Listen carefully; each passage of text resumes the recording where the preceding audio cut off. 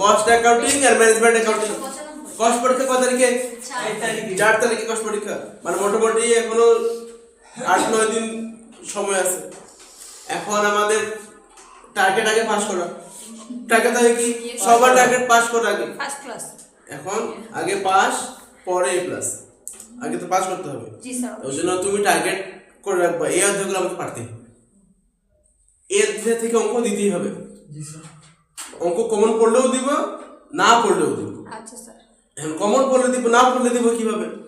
তাহলে ওই জন্য ওই অধ্যায় সম্পর্কে আমার আইডিয়া থাকতে হবে, একদম ফুললি কনফিডেন্স থাকতে হবে না আমি এই অধ্যায় থেকে অঙ্ক পারবো। তাহলে ওইগুলো অধ্যায় তুমি টার্গেট করে রাখবা, ঠিক আছে? এখন কোনগুলো অধ্যায় টার্গেট করবা? দেখো, ফার্স্টে তুমি করে ফেলবা ক শীট।